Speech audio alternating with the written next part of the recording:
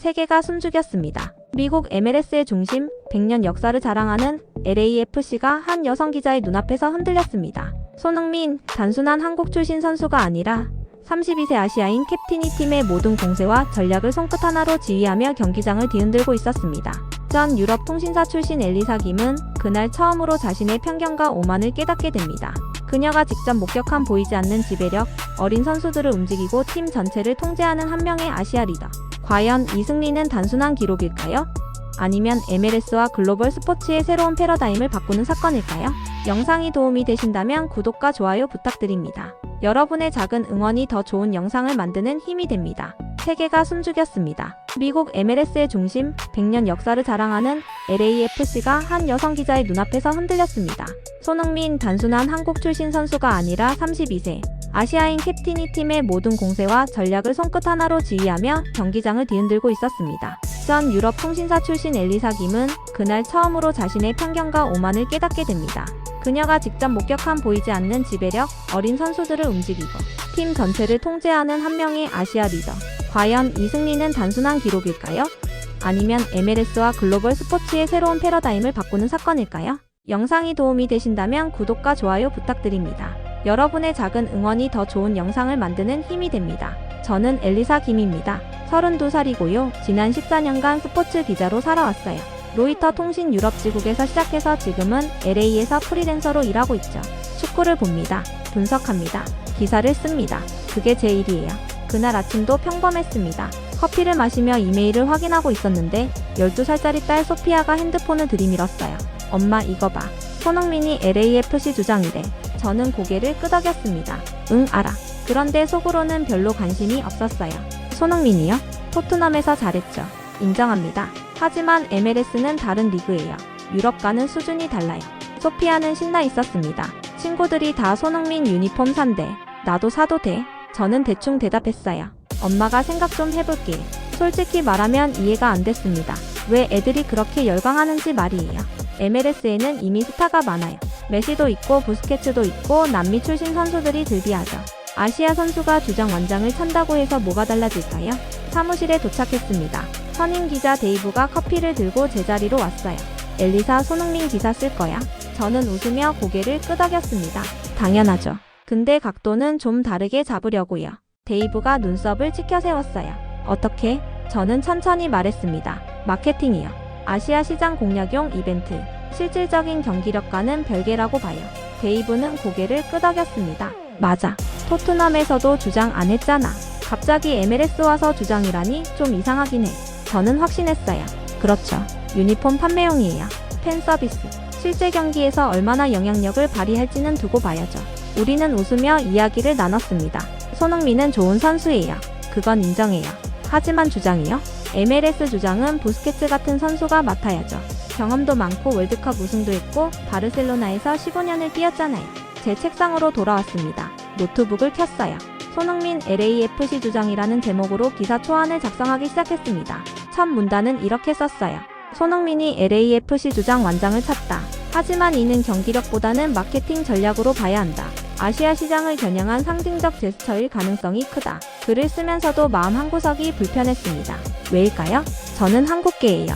부모님은 한국에서 태어나셨고 저는 LA에서 자랐죠. 한국어도 할 줄 알아요. 하지만 축구 기자로서는 냉정해야 했어요. 감정이 아니라 팩트로 봐야 했습니다. 손흥민이 한국인이라고 해서 제가 특별 대우를 할 수는 없었어요. 데이터를 찾기 시작했습니다. 손흥민의 토트넘 기록, MLS 이적 배경, LAFC의 전력 분석. 그런데 숫자가 좀 이상했어요. 유니폼 판매량이 일주일 만에 3만 장이 넘었습니다. LAFC 역사상 최고 기록이었죠. SNS 팔로워도 사흘 만에 20만 명이 늘었어요. 팬들의 반응도 뜨거웠습니다. 댓글을 읽어봤어요. 드디어 아시아 선수가 주장이다. 손흥민 보러 LA 간다. 이번 시즌 LAFC 우승 각이다. 저는 고개를 저었습니다. 팬들은 몰라요. 감정적이에요. 저는 14년간 이 바닥에서 일했습니다. 유럽 리그에서 아시아 선수들이 얼마나 과대평가되는지 봤어요. 박지성도 기성용도 손흥민도요. 물론 잘했죠. 하지만 주장감은 아니에요. 주장은 경험이에요. 카리스마예요. 목소리예요. 손흥민은 조용한 선수잖아요. 말도 별로 안 해요. 기사를 계속 썼습니다. 손흥민의 성공은 단기 이벤트에 그칠 가능성이 높다. MLS는 남미 선수 중심의 리그다. 피지컬과 스피드 그리고 경험이 중요하다. 아시아 선수가 주장으로서 팀을 이끌기에는 한계가 있다. 저는 이 문장들을 쓰면서도 찜찜했습니다. 하지만 이게 현실이에요. 제가 지난 14년간 본 현실이었어요. 저녁에 집으로 돌아왔습니다.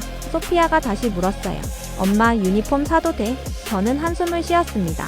소피아야, 엄마가 말해줄게. 손흥민은 좋은 선수야. 근데 주장이라고 해서 다 잘하는 건 아니야. 기대를 너무 크게 하지 마. 소피아는 고개를 갸우뚱했어요. 근데 친구들은 다 손흥민이 최고래. 저는 웃으며 말했습니다. 애들은 몰라. 엄마가 더 잘 알아. 그날 밤 잠자리에 들었습니다. 핸드폰을 보니 소피아가 손흥민 영상을 계속 보고 있었어요. 토트넘 시절 골 장면, 어시스트 장면, 팬들과 하이파이브하는 장면. 저는 화면을 껐습니다. 내일 첫 경기가 있어요. 직접 가서 봐야겠다고 생각했습니다. 기사를 마무리하려면 현장을 봐야 하니까요. 그리고 제 예상이 맞는지 확인하고 싶었어요. 경기 전날 밤이었습니다. 저는 노트북 앞에 앉아 손흥민 관련 자료를 정리하고 있었어요. 데이터를 보면 볼수록 이상했습니다. 숫자가 제 예상과 달랐거든요. LAFC 티켓 판매율이 98%였습니다. 평소엔 70% 정도였어요. 손흥민 영입 이후 경기당 평균 관중이 10,000명 가까이 늘었죠. 저는 고개를 저었습니다. 이건 그냥 초반 반짝 효과예요. 한 달 지나면 식을 거라고 생각했어요. 유니폼 판매 데이터도 확인했습니다. 손흥민 7번 유니폼이 사흘 만에 45,000장 팔렸어요. LAFC 역대 최고 기록이었죠. 심지어 메시 유니폼보다 많았습니다. 저는 피식 웃었어요. 한국 팬들이 몰려서 그런 거겠죠. 실제 경기력하고는 상관없어요. SNS 반응도 분석했습니다. 트위터, 인스타그램, 유튜브 댓글을 쭉 읽어봤어요. 대부분 긍정적이었습니다. 손흥민 주장 완장 진짜 멋있다. 아시아 선수 최초 MLS 주장. 한국 자랑스럽다. 저는 한숨을 쉬었습니다. 팬들은 감정적이에요. 냉정한 분석이 필요했죠. 다음날 아침 일찍 일어났습니다. 소피아가 식탁에 앉아 있었어요. 손흥민 유니폼을 입고 있었습니다. 저는 깜짝 놀랐어요. 소피아 그거 언제 샀어? 소피아가 씩 웃었습니다. 아빠가 어제 사줬어. 저는 남편을 쳐다봤어요. 남편이 어깨를 으쓱했습니다. 애가 너무 갖고 싶어 해서 그냥 샀어. 저는 짜증이 났습니다. 왜 미리 얘기 안 했어? 남편이 조용히 말했어요. 엘리사 그냥 유니폼이야. 애가 좋아하잖아. 저는 말문이 막혔습니다. 할 말이 없었어요. 소피아는 신이 나서 거울을 보며 유니폼을 쓰다듬었죠. 엄마 나 오늘 경기 가도 돼? 저는 고개를 끄덕였습니다. 엄마도 가야 하니까 같이 가자. 경기장으로 향했습니다. 차 안에서 소피아는 계속 손흥민 이야기를 했어요. 엄마 손흥민이 토트넘에서 몇 골 넣었는지 알아? 121골이야. EPL에서 아시아 선수 최다 득점이래. 저는 대답했습니다. 그래 엄마도 알아. 근데 MLS는 달라. 여기선 경험이 중요해. 경기장에 도착했습니다. BMO 스타디움이었어요. 사람들이 엄청 많았습니다. 주차장부터 가득 찼죠. 저는 놀랐어요. 평소보다 2배는 많았습니다. 사람들 옷을 보니 손흥민 유니폼이 절반 이상이었어요. 한국 사람들도 많았고 미국인들도 많았습니다. 프레스룸으로 들어갔습니다. 동료 기자들이 모여 있었어요. 다들 손흥민 이야기를 하고 있었습니다. 저는 데이브를 찾았어요. 데이브가 손을 흔들었습니다. 엘리사 여기. 저는 그 옆에 앉았어요. 데이브가 말했습니다. 미쳤어. 관중 32,000명이래. 매진이야. 저는 고개를 끄덕였습니다. 초반 이벤트 효과죠. 한 달 뒤엔 절반으로 줄 거예요. 데이브가 웃었어요. 넌 정말 냉정하다. 저는 어깨를 으쓱했습니다. 이게 현실이에요. 경기 시작 1시간 전이었습니다. 선수들이 워밍업을 하고 있었어요. 저는 필드를 내려다봤습니다. 손흥민이 보였어요. 검은색 완장을 차고 있었습니다. 주장 완장이었죠. 팬들이 소리를 질렀습니다. 손. 저는 귀를 막고 싶었어요. 옆에 앉은 ESPN 기자가 말했습니다. 저 완장 어울리지 않아. 너무 조용한 선수야. 저는 고개를 끄덕였어요. 맞아요. 주장은 목소리가 커야 하는데 손흥민은 말도 별로 안 하잖아요. 우리는 웃으며 이야기를 나눴습니다. 그런데 필드를 보니 이상했습니다. 손흥민 주변으로 선수들이 계속 모였어요. 뭔가 이야기를 나누고 있었습니다. 손흥민이 손짓을 하며 설명하고 있었죠. 젊은 선수들이 고개를 끄덕였습니다. 저는 눈을 가늘게 떴어요. 뭘 저렇게 열심히 말하지? 데이브가 말했습니다. 전술회의 같은데? 저는 피식 웃었어요. 주장이니까 하는 신용이겠죠. 실제로 경기에서 얼마나 영향을 줄지는 모르겠지만요. 데이브도 웃었습니다.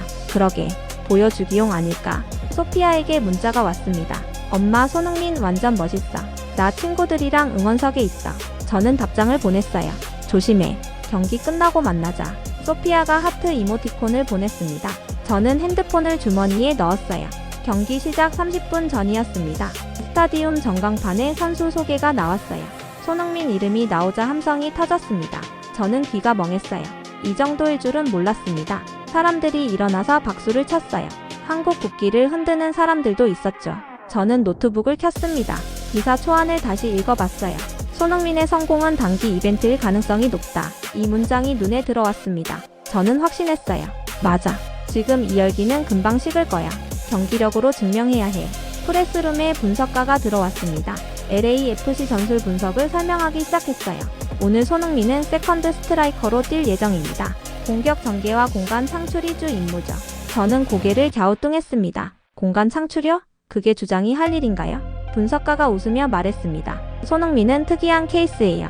골보다는 팀 전체의 움직임을 조율하는 스타일이죠. 저는 속으로 생각했어요. 그러니까 골도 제대로 못 넣는다는 거잖아. 역시 주장감이 아니야. 경기 시작 10분 전이었습니다. 저는 카메라를 들고 필드를 찍었어요. 손흥민이 동료들과 원을 그리며 서 있었습니다. 뭔가 이야기를 하고 있었죠. 선수들이 고개를 끄덕였어요. 손흥민이 주먹을 쥐고 팀 구호를 외쳤습니다. 팬들이 환호했어요. 저는 기사 제목을 수정했습니다. 손흥민 LAFC 주장 대비 마케팅인가 실력인가? 이 정도면 괜찮다고 생각했어요. 중립적이지만 의심의 여지를 남겼으니까요. 저는 엔터를 눌렀습니다. 임시 저장. 경기 끝나고 결과 보고 마무리하면 되겠죠. 심판이 호루라기를 불었습니다. 경기가 시작됐어요.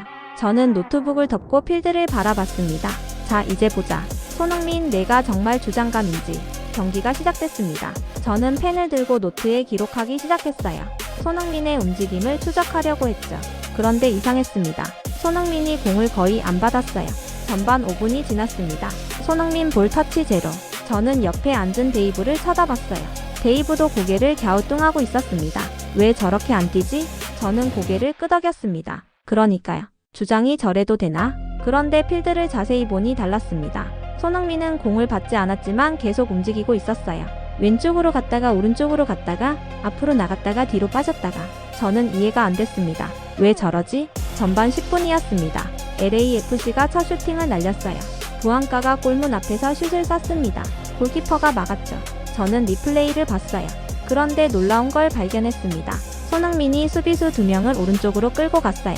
그 순간 부안가가 왼쪽 공간으로 파고들었던 거였습니다. 저는 눈을 크게 떴습니다.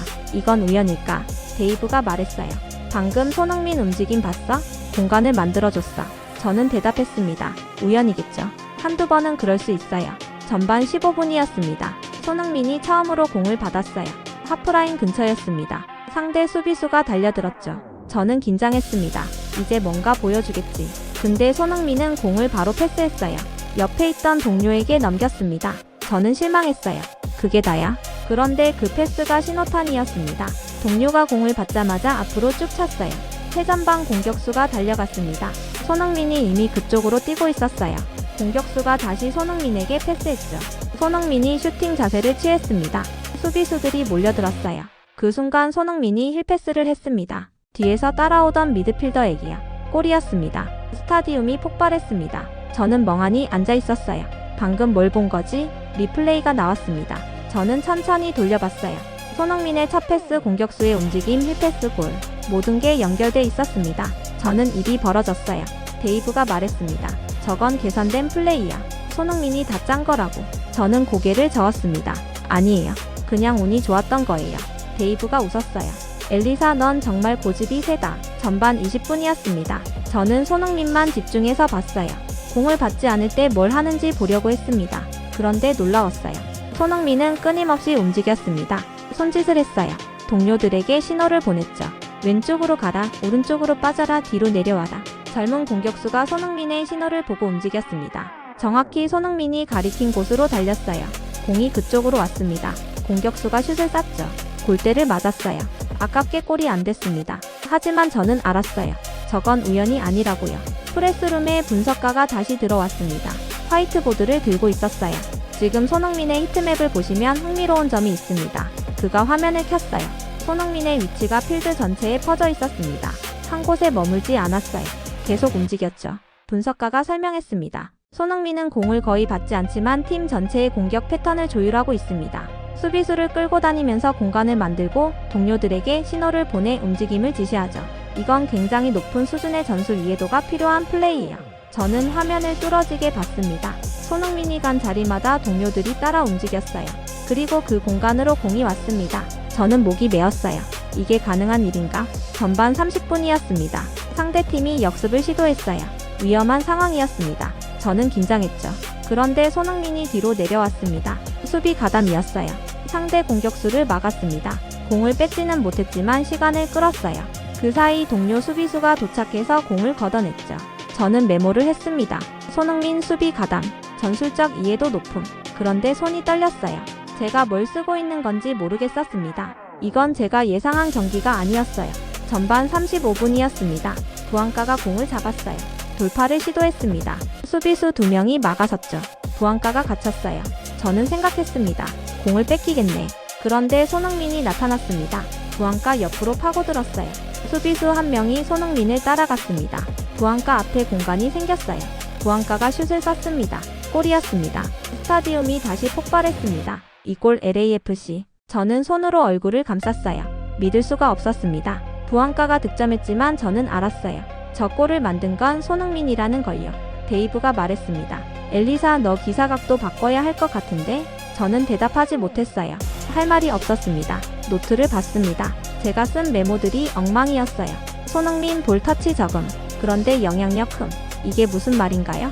전반 40분이었습니다. 추가 시간이 3분 주어졌어요. 손흥민이 또 공을 받았습니다. 이번엔 페널티 박스 근처였어요. 저는 숨을 멈췄습니다. 슛을 쏠까? 손흥민이 공을 몰았어요. 수비수 3명이 달려들었습니다. 손흥민이 멈췄어요. 그리고 뒤로 패스했습니다. 미드필더에게요. 저는 한숨을 쉬었습니다. 역시 결정력이 부족해. 그런데 그 미드필더가 다시 크로스를 올렸어요. 골문 앞으로요. 손흥민이 이미 그곳으로 뛰고 있었습니다. 헤딩슛이었어요. 골키퍼가 간신히 막았습니다. 코너킥이었죠. 저는 리플레이를 봤습니다. 손흥민의 뒷패스, 미드필더의 크로스, 손흥민의 헤딩. 이것도 계산된 플레이였어요. 저는 노트북을 덮었습니다. 더 이상 쓸 수가 없었어요. 전반전이 끝났습니다. 2대0. LAFC가 이기고 있었어요. 저는 의자에 기댔습니다. 손흥민의 공식 기록을 봤어요. 어시스트 0, 슈팅 1회, 볼 터치 15회. 저는 웃음이 나왔습니다. 이 숫자로는 설명이 안 돼요. 손흥민이 뭘 한 건지 말이에요. 데이브가 물었습니다. 기사 어떻게 쓸 거야? 저는 고개를 저었어요. 모르겠어요. 정말 모르겠어요. 데이브가 어깨를 두드렸습니다. 후반전 보고 결정해. 아직 시간 있어. 저는 화장실에 갔습니다. 거울을 봤어요. 제 얼굴이 창백했습니다. 손을 씻었어요. 찬물로 얼굴을 적셨습니다. 진정하라고 스스로에게 말했죠. 이건 단지 전반전일 뿐이야. 후반전엔 다를 수 있어. 하지만 마음 한구석에서 알고 있었습니다. 제가 틀렸다는 걸요. 14년간 믿어왔던 기준이 무너지고 있었어요. 손흥민은 제가 아는 주장이 아니었습니다. 목소리가 크지도 않았고 카리스마가 넘치지도 않았어요. 하지만 팀 전체가 그를 중심으로 움직였습니다. 저는 프레스룸으로 돌아왔습니다. 후반전이 곧 시작될 거예요. 저는 노트를 펼쳤습니다. 새로운 페이지에 제목을 썼어요. 손흥민 보이지 않는 리더십. 그리고 멈췄습니다. 이걸 어떻게 써야 할까요? 후반전이 시작됐습니다. 저는 이번엔 손흥민만 봤어요. 공이 아니라 손흥민의 움직임만 추적했습니다. 카메라도 손흥민에게 고정했죠. 후반 5분이었습니다. 손흥민이 젊은 윙어에게 다가갔어요. 뭔가 이야기를 했습니다. 뒤에 대고 속삭이듯 말했어요. 젊은 선수가 고개를 끄덕였습니다. 저는 궁금했어요. 뭐라고 한 거지? 1분 뒤였습니다. 그 윙어가 왼쪽 측면으로 파고들었어요. 정확히 손흥민이 가리킨 방향이었습니다. 크로스를 올렸죠. 손흥민이 박스 안으로 뛰어들었어요. 헤딩슛이었습니다. 골대를 살짝 벗어났어요. 아깝게 골이 안 됐지만 저는 알았습니다. 저 움직임은 손흥민이 지시한 거예요. 데이브가 말했습니다. 저 윙어 신인이야. 21살. 근데 손흥민 말 한마디에 완전히 달라졌어. 저는 고개를 끄덕였어요. 보이네요. 손흥민이 코치처럼 가르치고 있어요. 후반 10분이었습니다. 부안가가 공을 잡았어요. 돌파를 시도했습니다. 그런데 손흥민이 손을 들었어요. 부안가에게 신호를 보냈습니다. 패스하라고요. 부안가가 망설였어요. 저는 생각했습니다. 부안가는 남미 출신이에요. 자존심이 강한 선수죠. 손흥민 말을 들을까? 부안가가 패스를 했습니다. 손흥민이 가리킨 동료에게요. 그 동료가 다시 크로스를 올렸어요. 부안가가 골을 넣었습니다. 3대 0이었어요. 부안가가 골을 넣고 손흥민에게 달려갔습니다. 껴안았어요. 고마워 캡틴. 저는 그 장면을 찍었습니다. 손이 떨렸어요. 저는 메모를 했습니다. 부안과 남미 스타 손흥민 지시 따름. 이건 단순한 팀워크가 아니었어요. 이건 신뢰였습니다. 부안과 같은 선수가 손흥민을 믿는다는 게 놀라웠어요. 후반 15분이었습니다. 상대팀이 교체를 했어요. 공격수를 투입했습니다. 저는 긴장했어요. 역습이 위험할 것 같았습니다. 손흥민도 그걸 알았어요. 수비수들을 불렀습니다. 짧게 회의를 했어요. 수비수들이 고개를 끄덕였습니다. 상대팀이 공격을 시작했습니다. 빠른 역습이었어요. 위험한 상황이었죠. 그런데 LAFC 수비수들이 완벽하게 막아냈습니다. 손흥민이 지시한 대로 움직였어요. 공간을 메웠습니다. 상대 공격수가 슛을 쏠 각도를 주지 않았어요. 분석가가 말했습니다. 방금 수비 대형 봤어요? 완벽했어요. 손흥민이 15초 만에 재배치한 거예요. 저는 화면을 봤습니다. 리플레이가 나왔어요. 손흥민이 수비수들을 정렬하는 장면이었습니다. 저는 입을 다물 수 없었어요.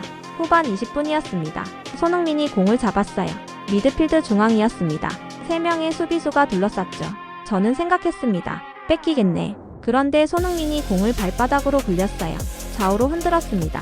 수비수들이 헷갈렸어요. 그 순간 손흥민이 패스를 했습니다. 측면으로요. 공간이 열렸습니다. 윙어가 달려갔어요. 크로스를 올렸습니다.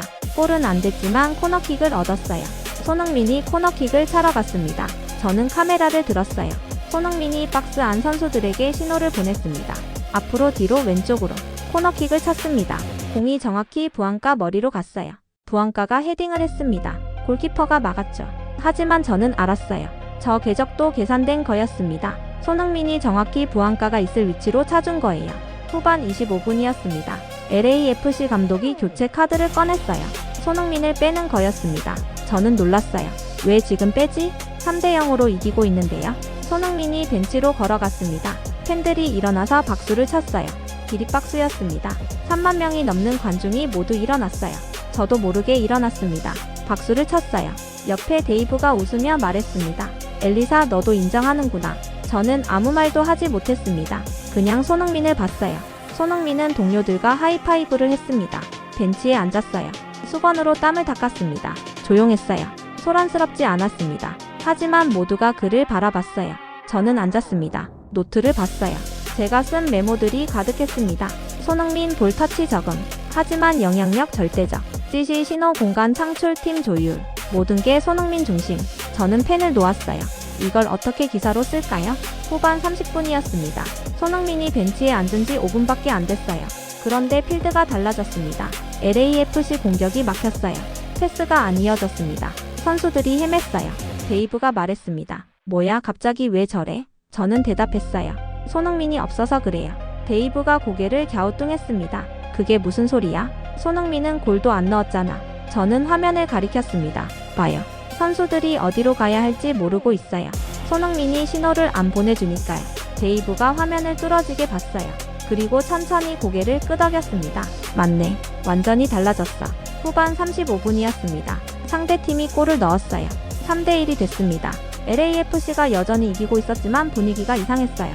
선수들이 당황했습니다. 저는 손흥민을 봤어요. 벤치에서 일어나 소리를 지르고 있었습니다. 동료들을 독려했어요. 선수들이 손흥민을 봤습니다. 고개를 끄덕였어요. 다시 집중했습니다. 저는 놀랐어요. 벤치에 앉아 있어도 영향력을 발휘하네요. 데이브가 웃었습니다. 저 사람 진짜 주장이야. 경기가 끝났습니다. 3대1. LAFC 승리였어요.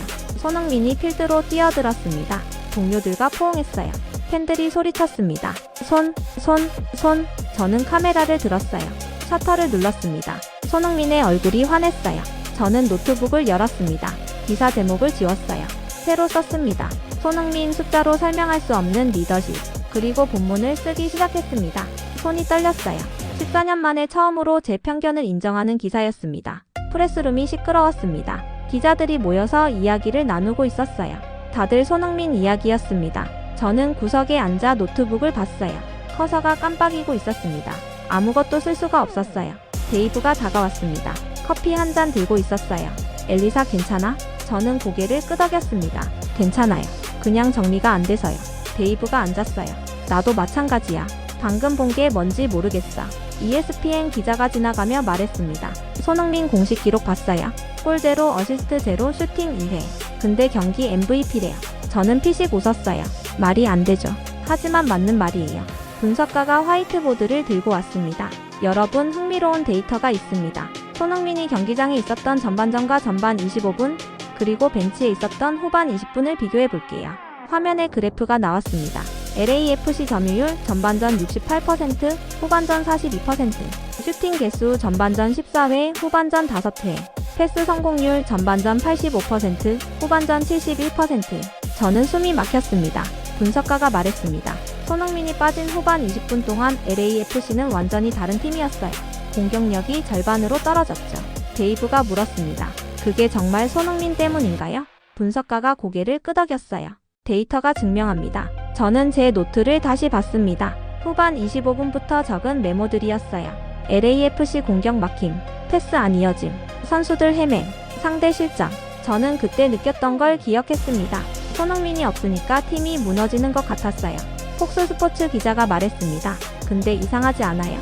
손흥민은 공도 별로 안 받았잖아요. 어떻게 저렇게 영향을 줄 수 있죠? 분석가가 웃었어요. 그게 바로 보이지 않는 리더십입니다. 화면이 바뀌었습니다. 손흥민의 움직임을 추적한 영상이었어요. 빨간 점이 손흥민이었습니다. 파란 점들이 동료들이었어요. 손흥민이 움직일 때마다 파란 점들도 함께 움직였습니다. 마치 자석처럼요. 저는 입을 벌렸습니다. 저건 뭐예요? 분석가가 설명했습니다. 손흥민은 공간을 만드는 선수예요. 자기가 움직이면서 수비수를 끌고 다니고 그 빈자리를 동료가 파고들게 만들죠. 그리고 끊임없이 신호를 보내서 팀 전체의 움직임을 조율합니다. 데이브가 말했습니다. 그러니까 지휘자 같은 거네요? 분석가가 손가락을 튕겼어요. 정확해요. 오케스트라 지휘자처럼 팀 전체를 이끄는 겁니다. 골을 넣는 게 아니라 팀이 골을 넣게 만드는 거죠. 저는 노트북에 타이핑을 시작했습니다. 손흥민은 지휘자다. 골을 넣지 않지만 팀이 골을 넣게 만든다. 공을 받지 않지만 공이 흐르게 만든다. 보이지 않지만 가장 큰 영향력을 발휘한다. 손이 빨라졌어요. 생각이 정리되기 시작했습니다. 프레스 컨퍼런스가 시작됐습니다. LAFC 감독이 단상에 올라왔어요. 기자들이 질문을 쏟아냈습니다. 저도 손을 들었어요. 감독님, 왜 손흥민을 후반 25분에 교체하셨나요? 감독이 웃었습니다. 좋은 질문이네요. 손흥민은 38살입니다. 체력 관리가 필요해요. 그리고 3대0으로 이기고 있었으니 다음 경기를 위해 쉬게 하려고 했죠. 저는 되물었습니다. 교체 후 팀 퍼포먼스가 떨어진 것 같은데요? 감독이 고개를 끄덕였습니다. 맞아요. 솔직히 저도 놀랐어요. 손흥민이 빠지니까 팀 전체가 흔들렸거든요. 앞으로는 교체 타이밍을 더 신중하게 잡아야 할 것 같습니다. 저는 메모를 했어요. 감독도 인정함. 다른 기자가 물었습니다. 손흥민을 주장으로 임명한 이유가 뭔가요? 감독이 잠시 생각하더니 말했습니다. 손흥민은 말이 많지 않아요. 하지만 행동으로 보여줍니다. 훈련장에서 제일 먼저 오고 제일 늦게 가요. 젊은 선수들을 가르쳐요. 실수해도 격려하죠. 그게 진짜 리더십이라고 생각했습니다. 저는 가슴이 뭉클했습니다. 14년간 저는 주장을 평가할 때 목소리 크기, 카리스마, 경력만 봤어요. 하지만 손흥민은 달랐습니다. 조용하지만 강했어요.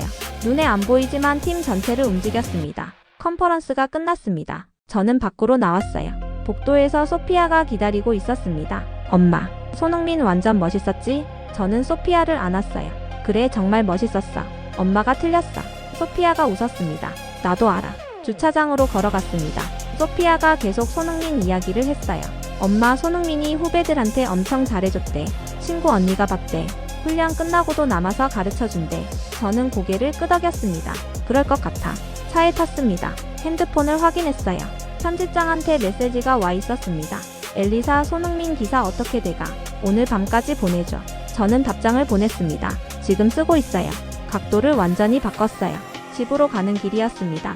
소피아가 잠들었어요. 저는 운전하면서 생각했습니다. 제가 14년간 놓친 게 뭘까요? 숫자만 봤어요. 골, 어시스트, 슈팅. 하지만 축구는 숫자로만 설명되지 않았습니다. 보이지 않는 영향력이 있었어요. 손흥민이 그걸 보여줬습니다. 집에 도착했습니다.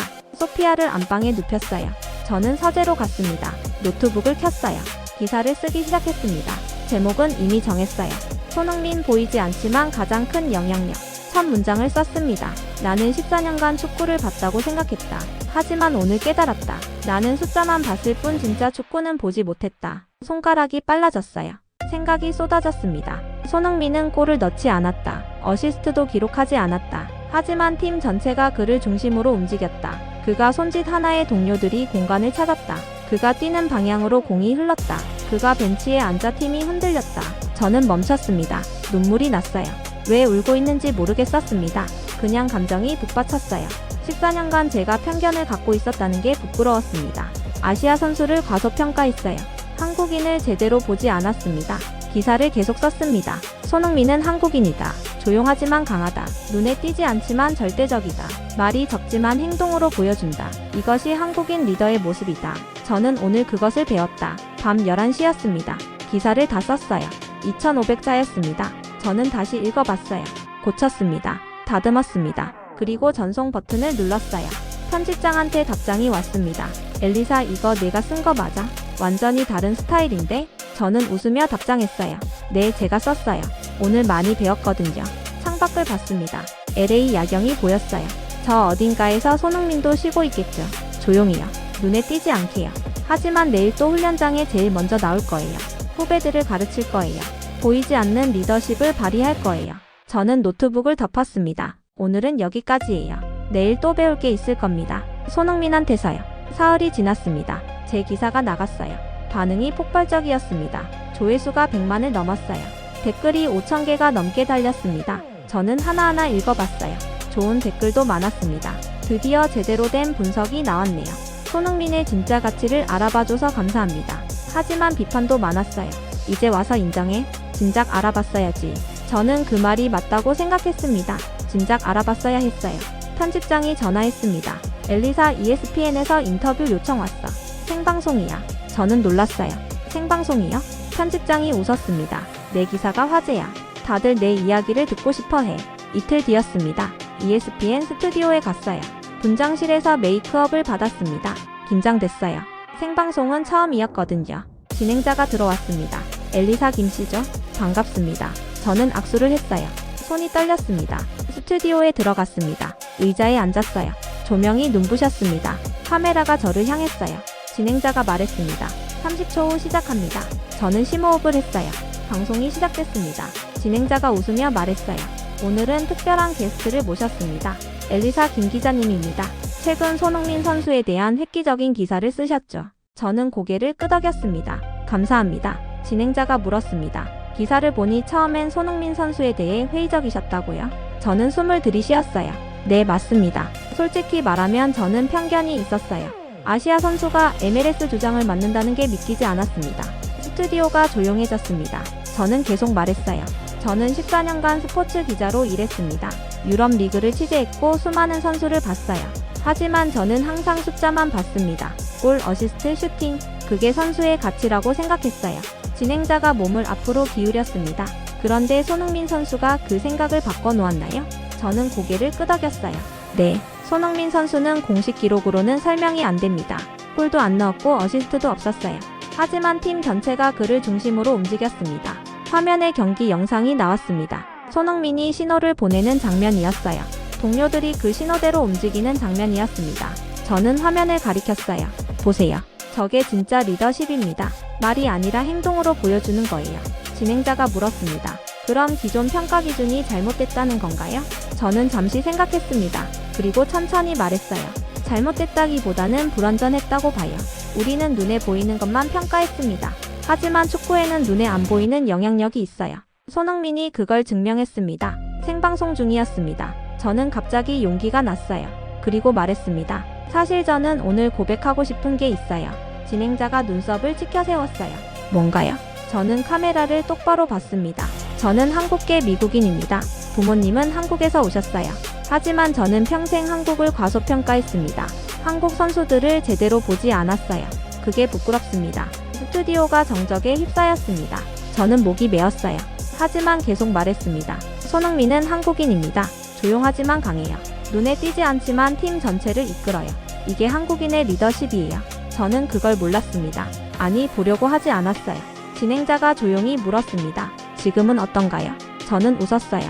눈물이 날 것 같았지만 참았습니다. 지금은 압니다. 그리고 전 세계가 알아야 한다고 생각해요. 한국인의 진짜 가치를요. 방송이 끝났습니다. 저는 의자에서 일어났어요. 다리가 호들거렸습니다. 진행자가 다가왔어요. 훌륭했어요, 엘리사. 정말 솔직한 인터뷰였어요. 저는 고개를 숙였습니다. 감사합니다. 분장실로 돌아왔습니다. 핸드폰을 확인했어요. 메시지가 폭발하고 있었습니다. 편집장, 동료, 기자들, 친구들 다들 방송 봤다고 연락했어요. 잘했어. 감동적이었어. 용기 있는 고백이었어. 소피아한테도 메시지가 왔습니다. 엄마 최고야. 나 친구들한테 엄마 자랑했어.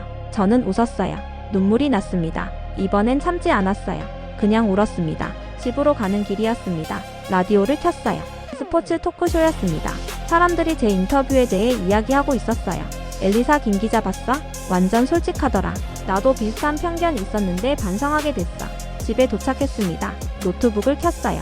인터뷰 영상이 유튜브에 올라와 있었습니다. 조회수가 이미 10만을 넘었어요.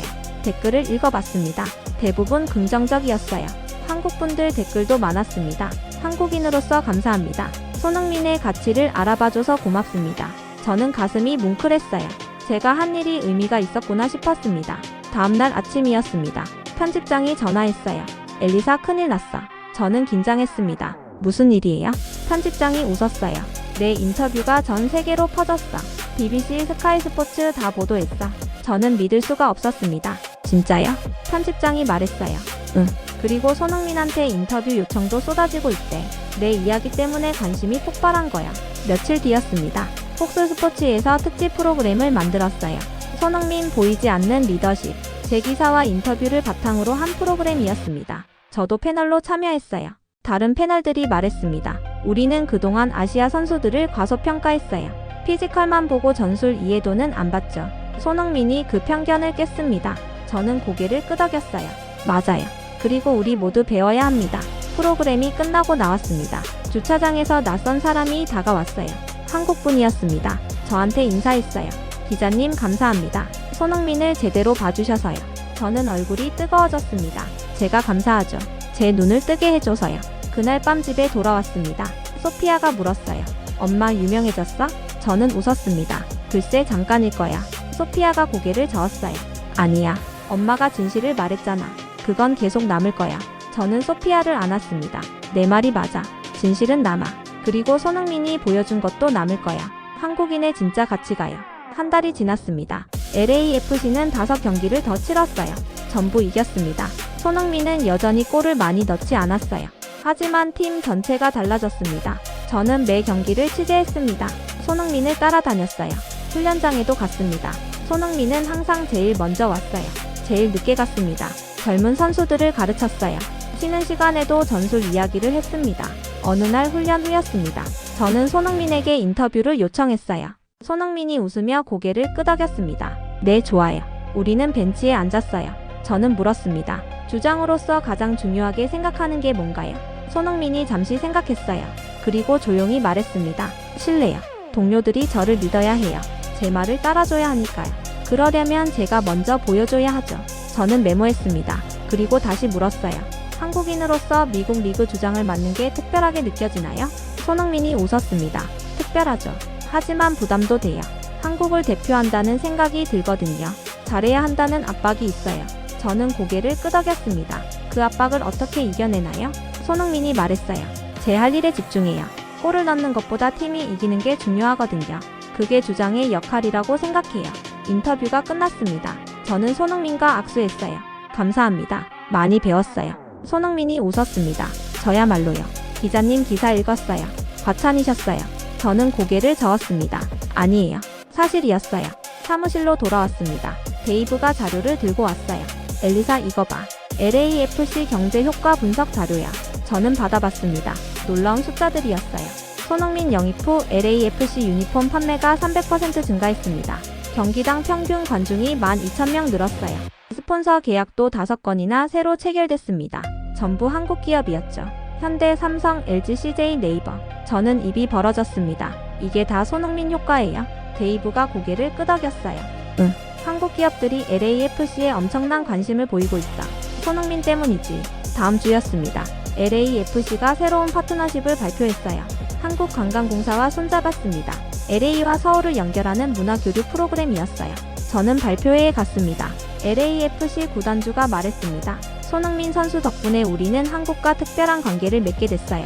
이제 LAFC는 단순한 축구팀이 아닙니다. LA와 한국을 잇는 다리예요. 관중들이 박수를 쳤습니다. 한국관광공사 사장도 말했어요. 손흥민 선수는 한국의 자랑입니다. 그의 활약 덕분에 미국 내 한국 인지도가 크게 올라갔어요. 앞으로 더 많은 협력을 기대합니다. 저는 메모하며 생각했습니다. 한 선수가 이렇게 큰 파급력을 가질 수 있구나. 한 달 뒤였습니다. MLS에서 흥미로운 변화가 일어났어요. 여러 팀이 아시아 선수 영입을 발표했습니다. 일본, 한국, 호주 선수들이었어요. 저는 다른 팀 단장들을 인터뷰했습니다. 시애틀 사운더스 단장이 말했어요. 손흥민을 보고 깨달았어요. 아시아 선수들의 전술 이해도가 얼마나 뛰어난지요. 우리도 그런 선수가 필요했습니다. 저는 웃었어요. 손흥민이 MLS 판도를 바꾸고 있네요. ESPN에서 특집 다큐멘터리를 만들었습니다. 손흥민 효과 MLS를 바꾸는 한국의 힘. 저도 출연했어요. 전문가 패널로요. 촬영장에서 다른 전문가들을 만났습니다. 경제학 교수, 스포츠 마케팅 전문가, 전 MLS 선수들, 다들 손흥민 이야기를 했어요. 경제학 교수가 말했습니다. 손흥민의 경제 효과는 연간 5천만 달러로 추정됩니다. 유니폼 판매, 티켓, 스폰서십, 방송 권료 모두 포함한 수치예요. 한 선수가 만든 효과치고는 엄청난 거죠. 스포츠 마케팅 전문가가 덧붙였어요. 그런데 더 중요한 건 문화적 영향력이에요. 손흥민 덕분에 미국인들이 한국에 관심을 갖기 시작했어요. K-팝, K-드라마에 이어 K-스포츠까지 확장된 거죠. 저는 고개를 끄덕였습니다. 그리고 말했어요. 손흥민은 단순히 잘하는 선수가 아니에요. 한국을 대표하는 아이콘이죠. 그의 조용하지만 강한 리더십이 한국인의 이미지를 바꾸고 있어요. 다큐멘터리가 방영됐습니다. 반응이 뜨거웠어요. 시청률이 3%를 넘었습니다. MLS 관련 프로그램으로는 이례적인 수치였어요. 소셜미디어가 난리였습니다. 트위터, 인스타그램, 틱톡 어디서나 손흥민 이야기가 나왔어요. 미국 젊은이들이 손흥민 유니폼을 입고 춤을 췄습니다. 한국어로 응원 구호를 외쳤어요. 저는 놀라웠습니다. 소피아가 말했어요. 엄마, 학교에서 한국어 배우고 싶다는 애들 진짜 많아졌어. 다 손흥민 때문이야. 저는 웃었습니다. 그래? 소피아가 고개를 끄덕였어요. 응, 한국이 쿨하대. 2달이 지났습니다. LAFC는 리그 1위를 달리고 있었어요. 손흥민은 여전히 득점왕 순위권 밖이었습니다. 하지만 팀 전체 득점이 리그 최다였어요. 어시스트도 제일 많았습니다. 손흥민의 영향력이었죠. MLS 사무국에서 발표했습니다. 올해 MLS 시청률이 전년 대비 40% 증가했어요. 특히 아시아권 시청률이 2배로 뛰었습니다. 손흥민 효과였어요. 스폰서들도 달라졌습니다. 기존에는 미국 기업 중심이었어요. 나이키, 코카콜라, AT&T. 이제는 한국 기업들이 줄을 섰습니다. 현대가 MLS 공식 후원사가 됐어요. 삼성이 경기장 전광판을 독점 제공했습니다. 저는 기사를 썼습니다. 손흥민 MLS를 넘어 미국 스포츠 지형을 바꾸다. 경제, 문화, 팬덤 모든 면에서 변화가 일어나고 있다는 내용이었어요. 반응이 좋았습니다. 어느 날 편집장이 불렀습니다. 엘리사, 너 한국 갈 생각 없어? 저는 놀랐어요. 한국요? 편집장이 고개를 끄덕였어요. 응, 손흥민 특집 취재하려고. 한국에서 그가 어떻게 성장했는지 알아보는 거야. 저는 잠시 망설였습니다. 그리고 대답했어요. 가고 싶어요. 부모님 나라를 제대로 보고 싶었거든요. 편집장이 웃었습니다. 좋아. 다음 달에 출발해. 그날 밤 부모님께 전화했습니다. 엄마, 제가 한국 가요. 취재 때문에요. 어머니가 놀라셨어요. 정말? 우리 엘리사가? 저는 웃었습니다. 네, 이제 한국을 제대로 보고 싶어요. 아버지가 전화를 받으셨어요. 엘리사야, 한국 가면 할아버지 산소 가봐라. 그리고 내 뿌리를 느껴봐. 저는 눈물이 났습니다. 네, 아빠. 꼭 그럴게요. 저는 창밖을 봤습니다. LA 불빛이 반짝였어요. 저 너머 태평양 건너편에 한국이 있겠죠. 손흥민의 나라, 제 뿌리. 이제 가볼 시간이었습니다. 한국행 비행기에 올랐습니다. 12시간 비행이었어요. 저는 창가에 앉아 노트북을 켰습니다. 지난 2달을 정리하고 싶었어요. 손흥민을 처음 봤을 때를 떠올렸습니다. 저는 회의적이었어요. 편견이 있었습니다. 아시아 선수는 주장감이 아니라고 생각했죠. 하지만 틀렸어요. 완전히 틀렸습니다. 손흥민은 제게 가르쳐줬어요. 리더십은 목소리 크기가 아니라는 걸요. 카리스마는 겉모습이 아니라는 걸요. 진짜 영향력은 숫자로 측정되지 않는다는 걸요. 비행기가 이륙했습니다. 저는 눈을 감았어요. 손흥민의 모습이 떠올랐습니다. 필드에서 조용히 신호를 보내는 모습, 후배들을 가르치는 모습, 벤치에서 동료들을 응원하는 모습, 전부 기억에 남았어요. 인천공항에 도착했습니다. 입국장을 나오니 낯설었어요. 한국은 처음이었거든요. 부모님 나라였지만 저한테는 외국이었습니다. 택시를 탔어요. 서울로 향했습니다. 차창 밖 풍경을 봤습니다. 고층 빌딩들이 빽빽했어요. 사람들이 바삐 움직였습니다. 한글 간판들이 눈에 들어왔어요. 어머니가 가르쳐준 글자들이었습니다. 저는 가슴이 뛰었어요. 호텔에 짐을 풀었습니다. 피곤했지만 잠이 안 왔어요. 창밖을 봤습니다. 한강이 보였어요. 밤이었지만 강은 빛나고 있었습니다. 다리 위로 차들이 쉼없이 지나갔어요. 다음날 아침 일찍 일어났습니다. 손흥민 고향을 가보기로 했어요. 춘천이었습니다. 서울에서 1시간 반 거리였죠. 기차를 탔습니다. 춘천에 도착했습니다. 작은 도시였어요. 손흥민이 자란 곳이었습니다. 손흥민 아버지가 운영했던 축구 교실을 찾아갔어요. 지금도 운영되고 있었습니다. 코치님을 만났습니다. 손흥민을 어릴 때부터 아는 분이었어요. 인터뷰를 청했습니다. 코치님이 웃으며 고개를 끄덕였어요. 좋아요. 흥민이 이야기라면 언제든지요. 우리는 운동장에 앉았습니다. 아이들이 공을 차고 있었어요. 코치님이 말했습니다. 흥민이는 어릴 때부터 달랐어요. 제일 열심히 했거든요. 재능보다는 노력이었죠.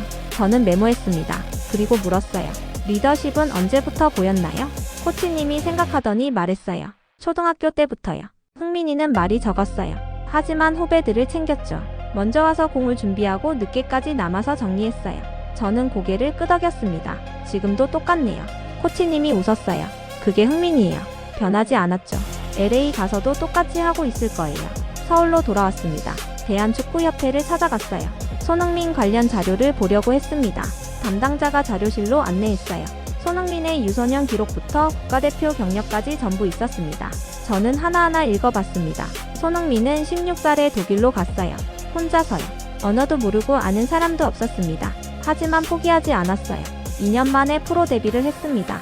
자료를 보며 깨달았습니다. 손흥민의 리더십은 하루아침에 만들어진 게 아니었어요. 어릴 때부터 쌓아온 거였습니다. 노력, 헌신, 배려. 그게 지금의 손흥민을 만들었어요. 며칠 뒤였습니다. 한국 축구 팬들을 만나기로 했어요. 손흥민 팬클럽 회장님을 인터뷰했습니다. 카페에서 만났어요. 회장님이 말했습니다. 손흥민 선수는 한국인의 자랑이에요. 겸손하고 성실하고 배려심 깊죠. 그게 진짜 한국인의 모습이에요. 저는 고개를 끄덕였습니다. 제가 LA에서 본 것과 똑같았어요. 회장님이 자료를 보여줬습니다. 손흥민 팬클럽 회원이 전 세계에 50만 명이 넘었어요. 한국인만이 아니었습니다. 미국, 유럽, 아시아 전역에 퍼져 있었어요. 저는 놀랐습니다. 저는 물었습니다. 손흥민의 어떤 점이 가장 매력적인가요? 회장님이 웃으며 대답했어요. 진정성이요. 손흥민 선수는 가식이 없어요. 있는 그대로를 보여주죠. 그게 사람들 마음을 움직이는 것 같아요. 일주일이 지났습니다. 저는 한국 곳곳을 다녔어요. 부산, 광주, 대구. 어디를 가든 손흥민 이야기가 나왔습니다. 사람들은 자랑스러워했어요. 우리 손흥민이라고 말했습니다. 마지막 날이었습니다. 부모님 고향을 찾아갔어요. 경상도 작은 마을이었습니다. 할아버지 산소에 갔어요. 절을 올렸습니다. 그리고 말했어요. 할아버지, 손녀가 왔어요. 이제 한국을 알 것 같아요. 산을 내려왔습니다. 마을 어귀에 할머니 한 분이 계셨어요. 저를 보시더니 물으셨습니다. 어디서 왔노? 저는 대답했어요. 미국에서요. 할머니가 웃으셨습니다. 그래도 한국 사람이제. 얼굴에 써있다. 저는 가슴이 뭉클했습니다. 네, 저 한국 사람이에요. 이제 알았어요. 할머니가 고개를 끄덕이셨습니다. 잘 왔다. 우리 땅 밟아줘서 고맙다. 서울로 돌아왔습니다. 호텔 방에서 마지막 기사를 썼어요. 제목은 손흥민을 찾아 떠난 한국, 그리고 내 뿌리찾기였습니다. 첫 문장을 썼습니다. 나는 손흥민을 취재하러 한국에 왔다. 하지만 발견한 건 손흥민이 아니라 나 자신이었다. 손가락이 빨라졌어요. 생각이 쏟아졌습니다. 한국은 작은 나라다. 하지만 강하다. 전쟁의 폐허에서 일어났다. 세계 10위권 경제 대국이 됐다. K-팝, K-드라마, K-스포츠로 전 세계를 사로잡았다. 이 모든 게 한국인의 힘이다.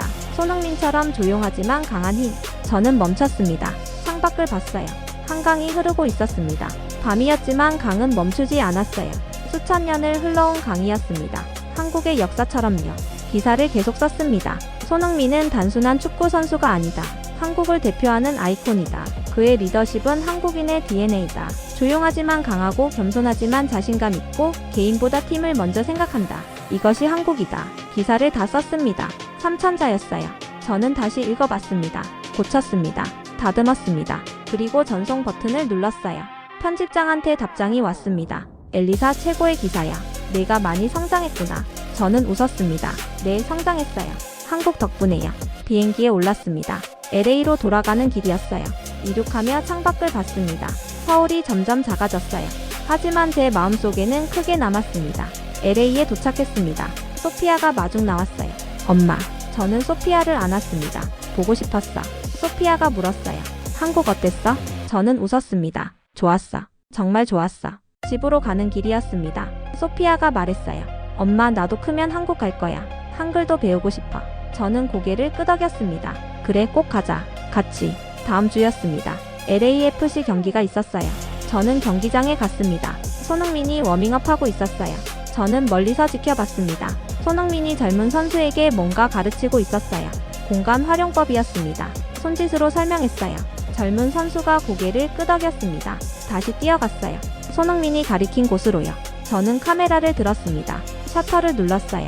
이 순간을 담고 싶었습니다. 한국인 주장이 미국 젊은이를 가르치는 모습. 이게 진짜 리더십이었어요. 경기가 시작됐습니다. 손흥민은 여전히 많이 뛰지 않았어요. 공도 별로 안 받았습니다. 하지만 팀은 완벽하게 움직였어요. 4대1로 이겼습니다. 경기 후 프레스룸에 갔습니다. 손흥민이 인터뷰하고 있었어요. 기자가 물었습니다. 오늘도 골은 없었는데 기분이 어떤가요? 손흥민이 웃었습니다. 팀이 이겼으니 기분 좋죠. 제 골보다 팀 승리가 중요해요.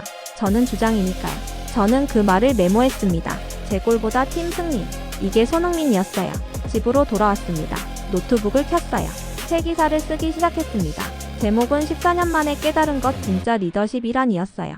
첫 문장을 썼습니다. 나는 14년간 축구를 봤다. 하지만 진짜 축구는 보지 못했다. 손흥민이 가르쳐줬다. 축구는 골이 아니라 팀이고 기록이 아니라 헌신이고 눈에 보이는 것이 아니라 보이지 않는 영향력이라는 것을. 저는 멈췄습니다. 그리고 생각했어요. 제가 배운 건 축구만이 아니었습니다. 한국을 배웠어요. 제 뿌리를 배웠습니다. 그리고 진짜 가치가 뭔지 배웠어요. 창밖을 봤습니다. LA 야경이 펼쳐져 있었어요. 저 어딘가에서 손흥민도 쉬고 있겠죠. 내일을 준비하며요. 조용히요. 하지만 강하게요. 저는 기사를 계속 썼습니다. 손흥민은 증명했다. 한국인의 리더십을. 조용하지만 강하고 겸손하지만 확고하고 개인보다 전체를 생각하는 리더십을. 이것이 미래다. 이것이 우리가 배워야 할 것이다. 기사를 마무리했습니다. 마지막 문장을 썼어요. 여러분은 언제 한국이 자랑스러우셨나요? 손흥민을 보며 어떤 생각을 하셨나요? 댓글로 나눠주세요. 좋아요와 구독 부탁드립니다. 전송 버튼을 눌렀습니다. 저는 의자에 기댔어요. 14년간의 편견이 무너졌습니다. 새로운 시작이었어요. 손흥민 덕분이었습니다. 핸드폰이 울렸습니다. 소피아였어요. 엄마 자러 안 와? 저는 웃었습니다. 응, 지금 가. 노트북을 덮었어요. 내일 또 배울 게 있겠죠. 손흥민한테서요.